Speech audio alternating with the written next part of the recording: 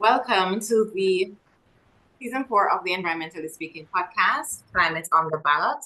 I'm David Hilton, President of the Jamaica Climate Change Youth Council, and with me is I am Felix, and I have also participated in many Jamaica Climate Change Youth Council campaigns. What else can I say about myself? I'm a coral reef scientist. I work in the Caribbean. great. So today we're talking about jobs, specifically climate jobs, green jobs. And we had our guest episode last week with Marissa Shepherd from the Institute of Labor organization and Sean Yates from CASE, the College of Agricultural Sciences. So we want to just have a little breakdown show as is usual, where we talk about our own personal experiences. So I invited you on today because you work in a green job and you had like a kind of a struggle to get there. And I wanted to hear more about that and what it's like really trying to get into this new market of green jobs that everyone keeps talking about. So yeah, it's first things first. I think what is a green job?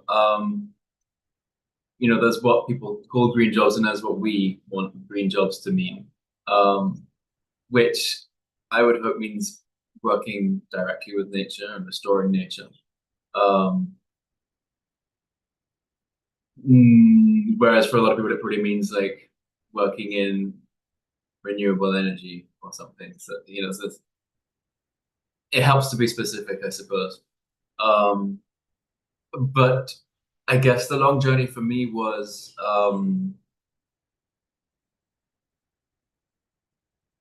finding out firstly.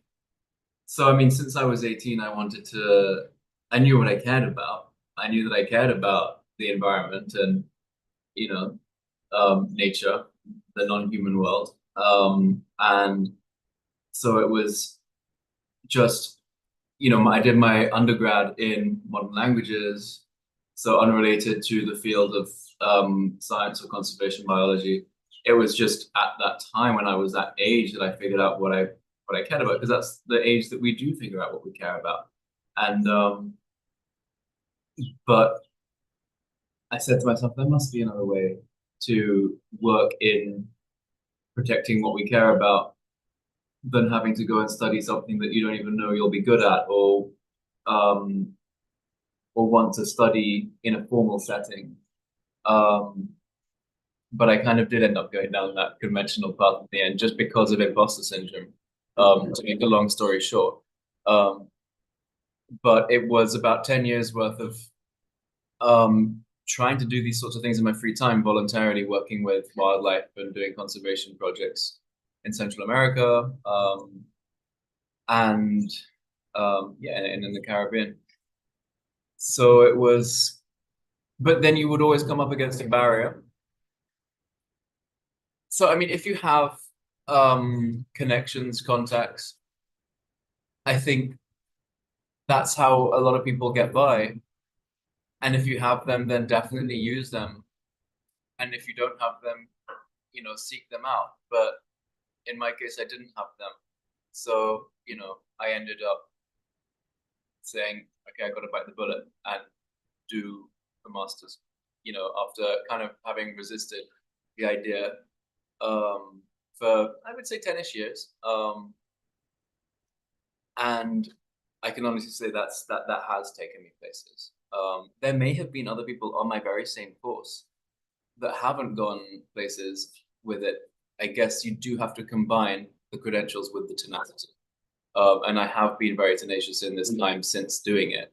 But it was also very fortuitous in the most depressing way that we had an extinction crisis as I graduated with the coral reefs here in Jamaica, with the species um, that we target in restoration.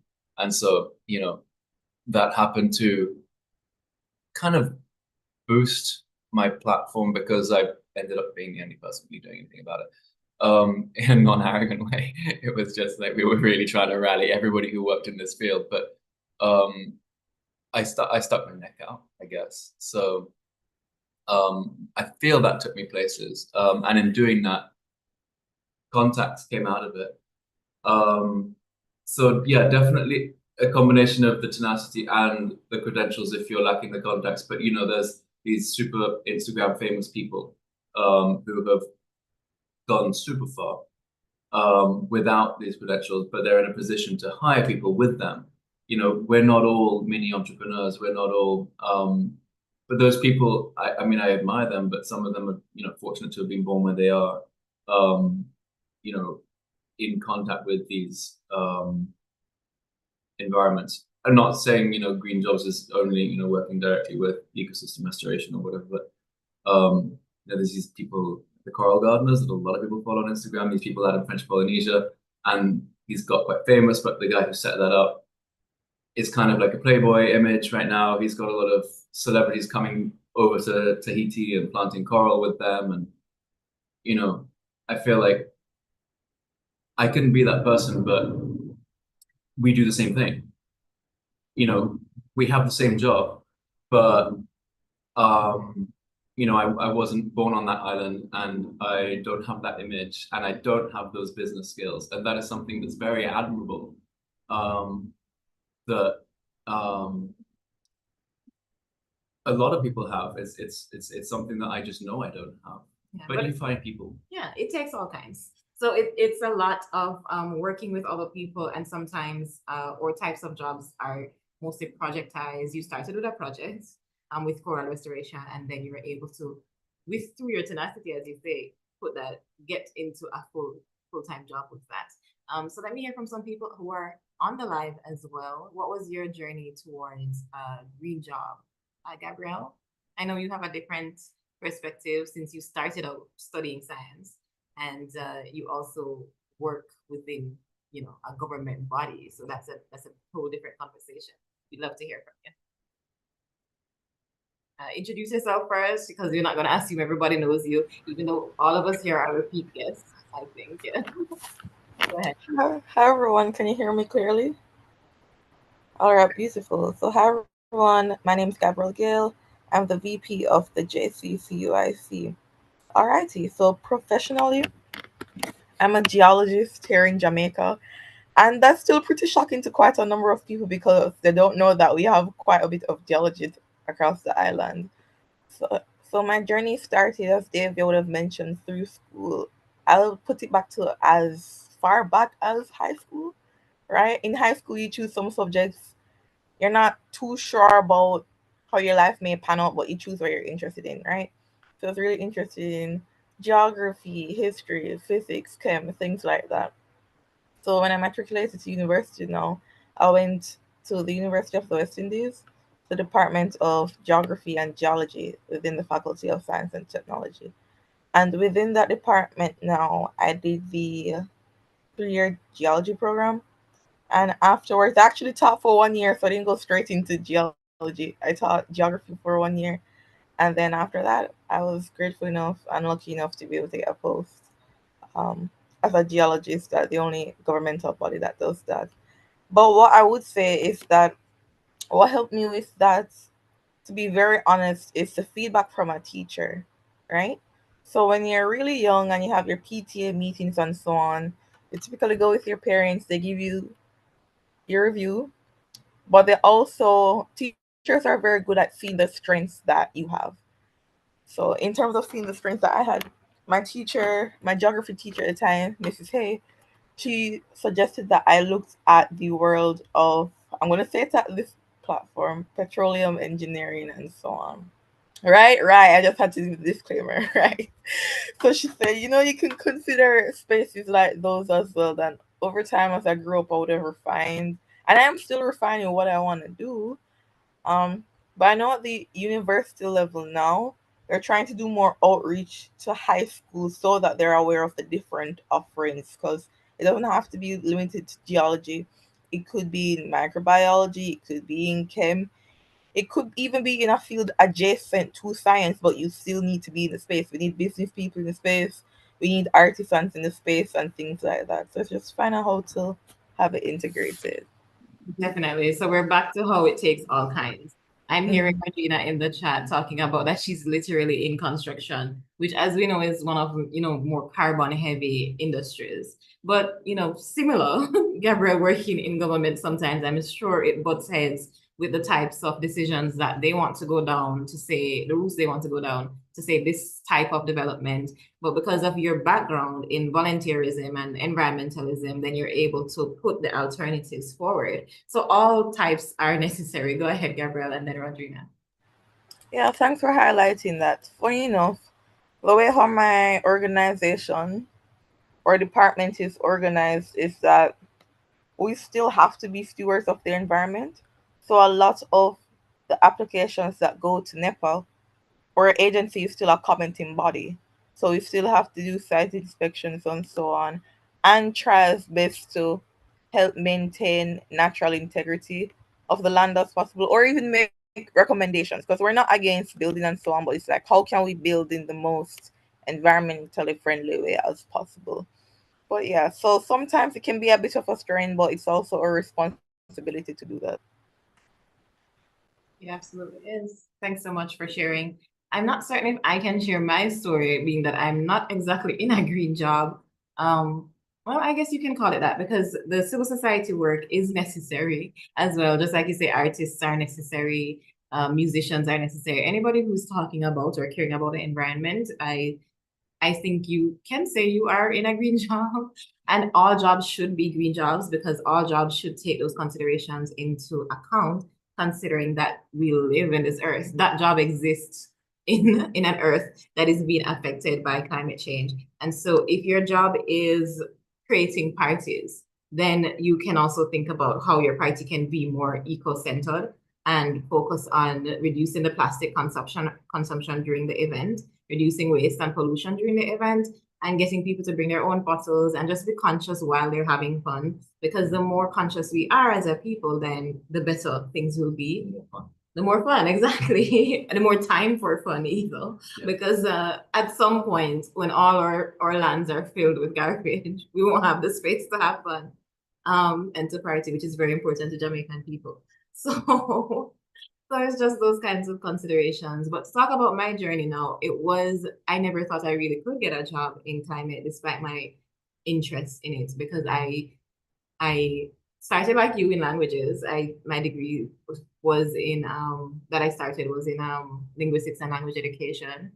I did try starting in other fields, in science related fields, and just could not really finish or push myself towards it. The interest was there, but the mentality, everything else, the talent wasn't there. So I really thought I couldn't get into, all I could do was volunteer. And so I did and volunteered for years until you're able to, get a grant and find a way to sustain yourself through this work while doing other things on the side, of course. But that's what it sometimes takes. It takes focusing on a project, doing it, not thinking of it as a job, but thinking of it as something you want to do and let's see how I can get to sustain it. And then maybe it can turn into something more permanent. But the thing is, right now, with how the systems are, as we discussed on our guest episode of the podcast, the systems aren't there right now to support what the type of support that we need for green jobs to be mainstream and complete as we do. So it takes a lot on the individual level right now, which means that we also have to advocate for government, for whichever industry or organization, including the ILO, who was our guest. They have a just transition plan that they're outrolling, and they gave us a little bit of detail in the podcast episode. Gabrielle is saying she thinks HART also has a few green programs as well, and we did touch on climate education in the previous episode. So when you think about jobs, we also have to think about the training around it. So you got your master's in, remind me of what it was? It was called Natural Resource Management. I also did it at UWI, University of West Indies. And it had 3 streams, but my specialization was marine and terrestrial ecosystems. Interesting. I didn't know it had 3 streams. What's the other 2? The other was disaster risk, and the other one was urbanism. Something to do with urbanism. Oh, now I'm thinking I could go back. Of course, yeah. It's very broad, and I again, the reason for my delay in getting it was because I had applied to masters previously where I did my undergrad, for example, in the UK. I got accepted on a master's there kind of in 2015 in more urbanism. because I thought, there's two things I care about. One is making the human world more compatible with nature, but also working on the front lines of extinction. Which do I care about more? I guess I ended up gravitating more to the immediately saving nature, salvaging nature. And it's when you think like that that I guess you make a clearer decision. But also it does take time to make that decision. But time is the one thing that we just don't have. And so it becomes very existential. It was not easy deciding. I mean, I know you've been through several different. You started degrees, right? I mean, it's really hard to get into one and say this is the one. That's true. But I think also to not be too hard on ourselves that this is a problem that existed before we were born and that is going to continue to exist even after we're gone. That even though we know we're in a climate crisis, that time is really of the essence. I don't think it helps when you pressure yourself like that. No, it didn't help. It took time and everything did happen at the right time from my profession standpoint. What's happening out there is another thing. But amount of money, yeah, exactly the amount of money. Yeah, exactly that, and that was the reason that I deferred and then ultimately didn't do the course in London, because I just wasn't sure, and tuition fees over there are obviously much more expensive. Yes. Well, actually, it's kind of the same because I was an international student here, but it was the right choice. But that was, too great an investment to not be 100% sure. Because the other thing was, well, yeah, from my point of view at the time, yes, I thought that this was a great industry, but okay, you get the masters, but then what? You're back on the job market. I mean, there's so many overqualified people as well. So I mean, this whole conversation about masters within this wider conversation is also a separate conversation in itself, because I mean, there are so many overqualified people. I mean, there are people who have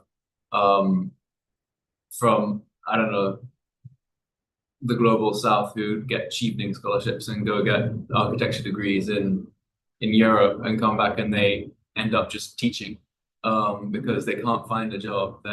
But they might have taken a course in bamboo or something and they might be getting it right now without the formal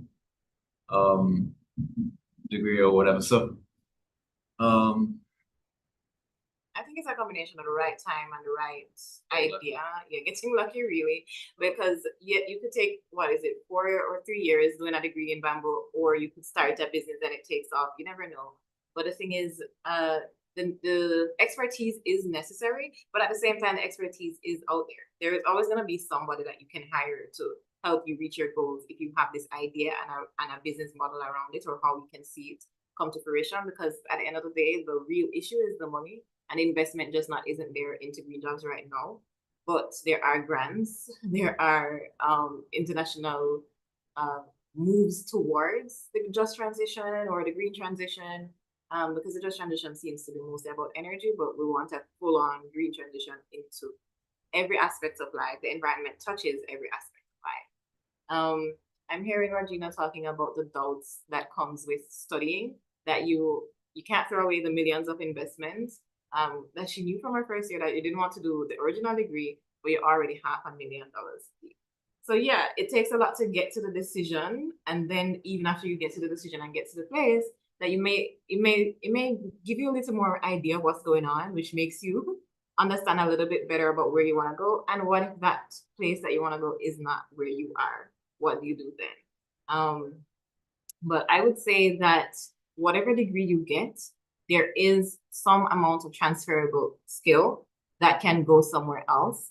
Right now, Rodrina, you do volunteer with the JCCUIC and you with Girls Care. You do so many other things that are related to, and you can put that environmental knowledge within your architectural degree to see how you can help, what you would prefer to do, where you prefer to go. I might just be making it up as I'm going along, but when yes, skill is transferable, but so are contacts. Mhm. I mean, a lot of people sometimes they have really bad experiences in their field and they want to forget everything. I know, I mean, I've heard that, and that's really depressing. But hopefully, the majority of people can transfer all their connections that they get in one field and apply them to, or maybe they find a even smaller niche within that field. Um, it's not wasted time if you do find that um, you're millions deep, but it's not for you. Yes, that's true. I'm hearing internships help a lot, and that the Hope or Heart summer program helps with placing young people in organizations for a month each summer so that they can get work experience. That's great. And it does help with that whole decision-making process because that's part of it. I would say that speaking on the transferable skills aspect, that there are roles that I didn't really know existed before, like project management. I found an online course around it and realized that this was what I've been doing all along within the environmental, the volunteer space. When you create an event, when you do something within a community, that's a project. And project management skills are transferable to different types of work, different topics, all of that. So it's just the more you get involved and the more you search and look and see what's available for you online, there's going to be a lot more options. It's just, as you say, the tenacity it takes because of not having those official means. I would love to see a world where we now have people going into schools. Gabrielle said some of that is happening. Going into schools, teaching the young people about this so that they know the avenue that's there for them when they leave. So let's talk about that a little bit more, the training and moving towards that level. Gabrielle, if you could shed some more light on that. All right, no problem. So, one, we need an informed teacher base or mentor base to even highlight these different roles to young people, because if you don't know, you just don't know. All right. And when you're pretty young, you're depending on the guidance of the older ones. So, I think one, that is needed. Two, we need way more internships and even apprenticeships in this country, right? So even though Heart, I really applaud Heart for the huge step that they're taking, but it would be great if somebody else, some other entity could even partner with Heart to help to offset some of these, because we have multiple foundations. Maybe some foundations want to take on a training aspect as well to help with that. And in addition to that, I know it's not popular, but based on what we're talking about with the whole school space, I know some people, if possible, they take a gap year to just try and dibble dabble in other things to see what it is that they may be able to do. Right? So that's where a lot of the other volunteerism may come into play. But going forward, I'd love to see us have way more trainers, right? And way more importance on actually getting young people the skill sets that they need, not just the hard skills, right? Not just the actual degree, but a lot of those transferable skills that you said, because even in the environmental space, you're not just doing one thing, right? You're not doing one thing. You have to be able to be adaptable, do multiple things. If it is that you're going to work on projects, if it is that you're going to be on a technical team, a research team, whatever it is, you're still going to need other training. Training never stops. That's true. We're not just doing one thing. We're working with budgets. We're fundraising. We're doing these types of talks. So we have you develop a sort of voice.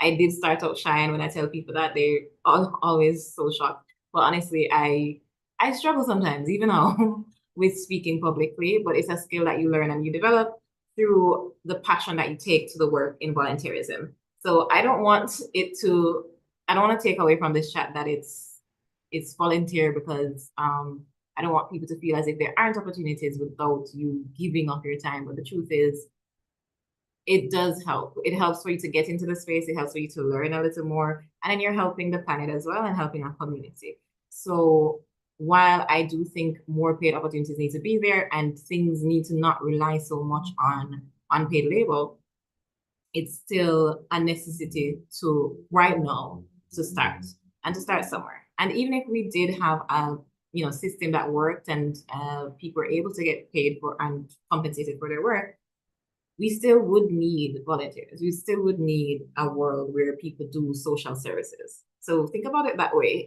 if that helps. But yes, we do want to reach a point where we ensure that we value the work that's being put in. And the type of care labor that's unpaid, the type of community services that are unpaid are more valued. And there are other ways to ensure that people are valued beyond compensation. It's just ensuring that they have those resources. So we don't ask people to show up without some form of support because we know how difficult it is. So we exist generally in the online space, but there are other places as well that can have these sorts of considerations to try to get more people involved, because involvement is the beginning. I also don't want us to leave this conversation without talking about the general landscape of climate change. If you're not in a green job, you're in any other job, you still are feeling the effects of climate change. So I want to talk a little bit about that. We touched on it when we did our episode on education. What it's like in the classroom, the overheating, the lack of water access. Sometimes it's being inaccessible to get to school due to flooding or drought or any other climate issue. So now we can just put that conversation towards jobs as well. A lot of workplaces have to have AC or it's unbearable. Then there are jobs that are completely in the sun and within the open air that within air pollution. Say you're a vendor on the street, you're a farmer in the sun. Vendors on the street have to deal with the exhaust from the cars. We had that discussion on all angles, that people are pointing out how they have to be here. Like this is their job, and they're getting all of these pollutants into their lungs, and it's making them sicker. And then you have to now find money for healthcare on top of the issue. So your job is costing you, really. Let me hear some thoughts on that from anyone here.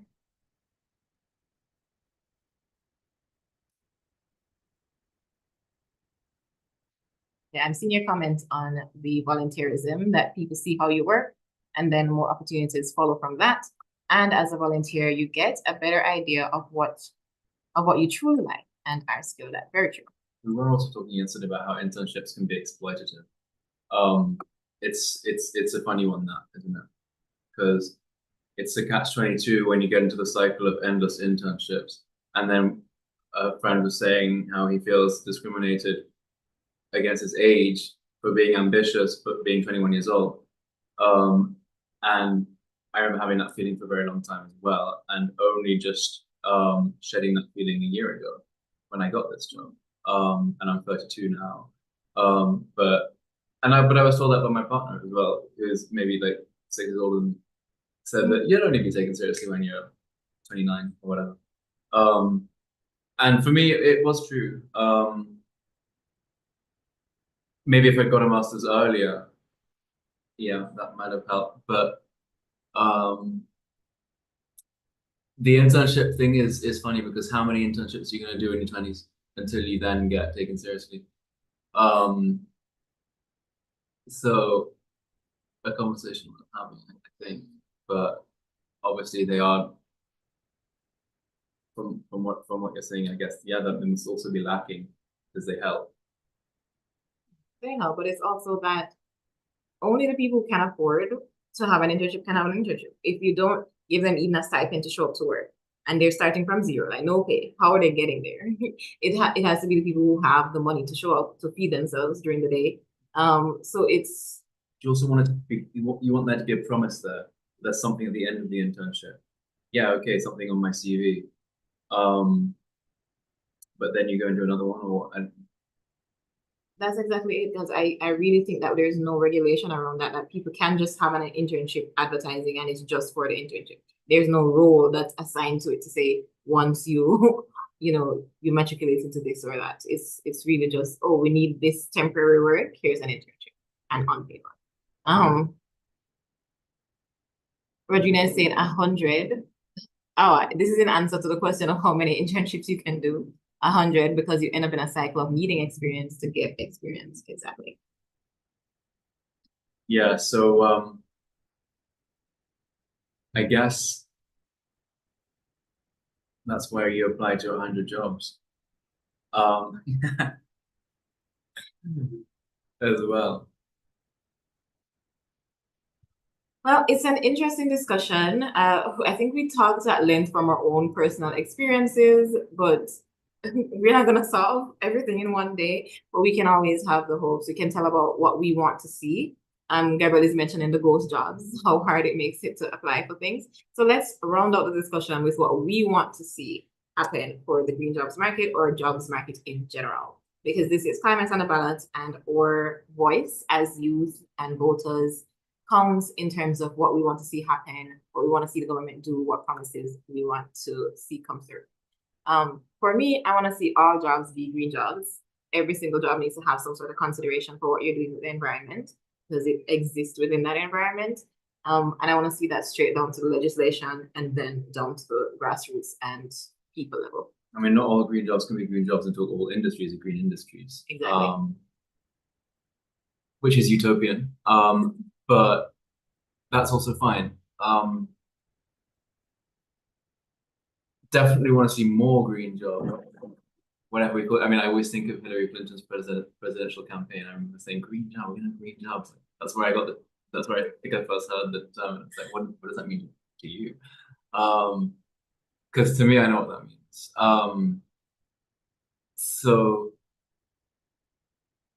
But yeah, I would want to see the work that we do. That, you know, I talk to people about what I do, and they say, "Oh my God, but what you're doing is essential work, right?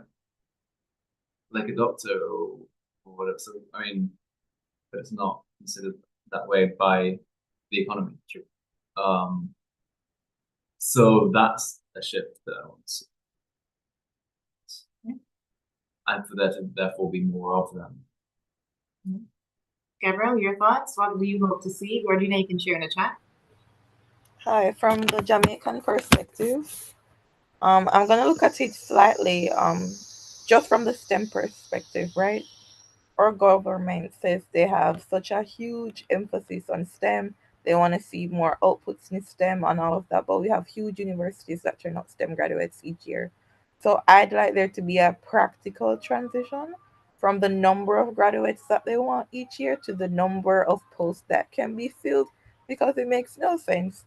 You have 1,200 to 2,000 graduates each year. I'm just using an arbitrary number, and there are like 200 posts. The math isn't nothing. So I want to see that. And the same with biologists at UE. Apparently, they churn out so many, and I've seen it. You know, but I guess the job market is a separate reality to the number of students that train in it. I mean, where Jamaica is kind of unique, you do marine biology. We have these 20 or so marine protected areas around the island. Each of them needs to be managed by people. Even then, I don't think, yeah, exactly. But even then, I feel I don't think there's that many vacancies. So it's really narrow.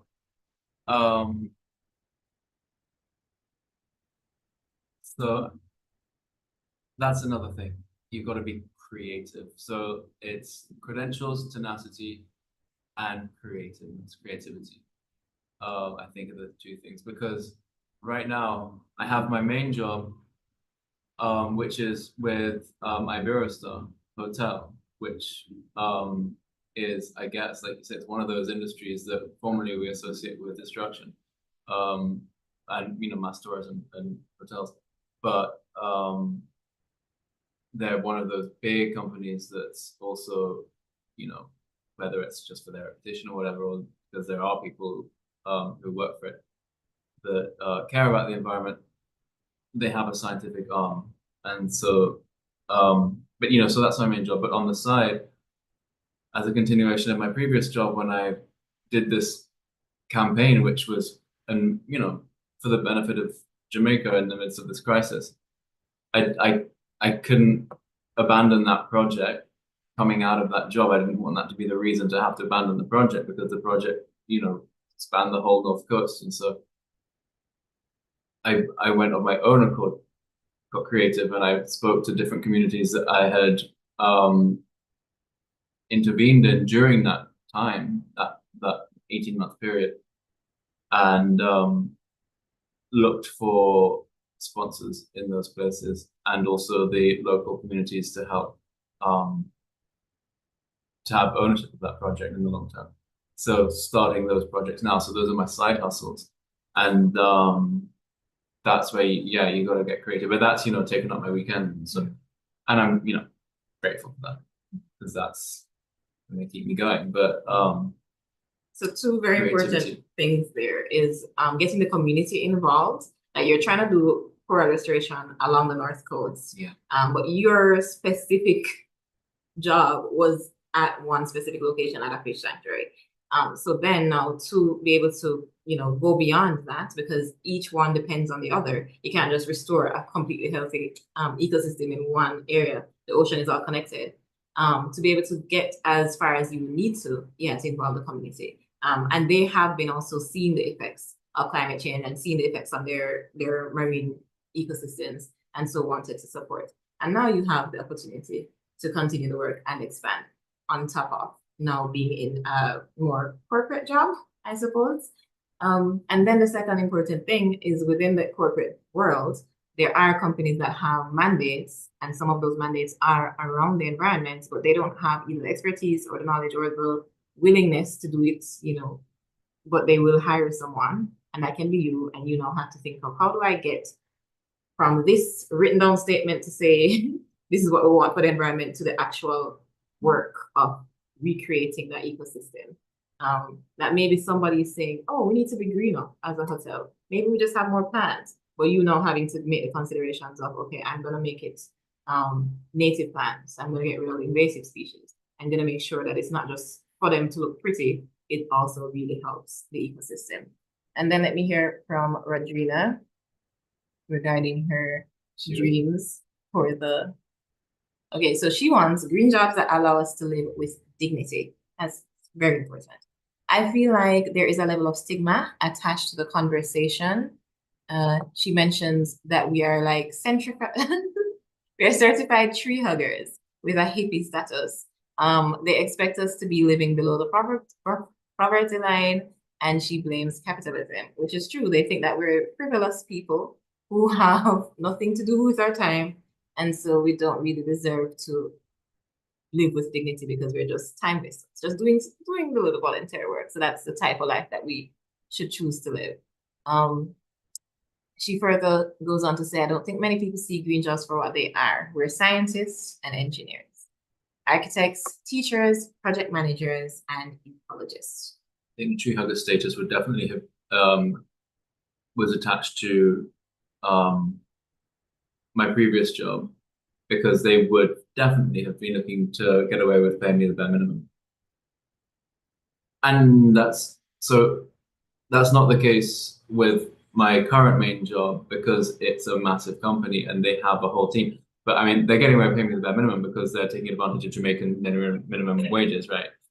Because that's how they operate in foreign companies in third world countries. But that's separate to the fact that there's no hippie status attached to that necessarily. That's more so like my previous job would have been more, because it's NGOs, but they have no money. So at the same time, it's not necessarily their fault. They just don't have money either. But that's the problem in itself. So it's not even just us as the workers, but also the outfits themselves. These organizations, are also struggling. Yeah, but we're doing the government's work for them. That's what NGOs exist for, to do work that the government's not got the capacity or political will to do. And therefore, but it needs to be paid for. And so they're not. That's another conversation. But it's not actually a single, but it's a huge problem. They're unwilling to think of it that way for those reasons. And that's where, for better or for worse, the private sector, like in the case of my main employers right now, have to step up, and that's actually that talk I'm going to give next month, because where government cuts now in this current climate are cutting contributions to the NGOs, that just leaves the private sector to be the responsible one, which is kind of like depressing, because are they going to be? But so and even with private sector being more responsible, that depends on government legislation as well, because they aren't really usually responsible without the legislation to say that you need to consider these corporate responsibilities. So if they can get it down to the bottom line and there's no regulation forcing them to, then it's more likely that they won't. And then that's what the world that we live in and the world that we depend on, or the world of money that we depend on because of what was set up before us. I think society has to be the one to really demand that both the private sector meets rigorous standards, but also that the state demands it. Yes. The state won't demand anything that society doesn't force it to in the long run. And that's where we forget that they work for us, not their way. Exactly. You do pay their salaries with your tax dollars. But that is what the focus of Climate on the Ballot is about, getting the voter voice towards the people that have the decision-making power. It is an election season, so we want to see you write in. We want to see you participate in our Climate on the Ballot campaign and podcast. So this episode is episode 2 on jobs. Episode 3 on the grocery bill is coming out soon. I would love to hear your thoughts on that. Email orfootprintja@gmail.com with the subject line Climate on the Ballot. You can also message or WhatsApp. I'll get you that number really soon. But thank you for joining us, everyone. We appreciate your feedback. Thank you, Gisha. Thank you to Felix, Gabrielle, and Rodrina for your contributions. We'll see you next time. Bye, everyone. Thanks so much.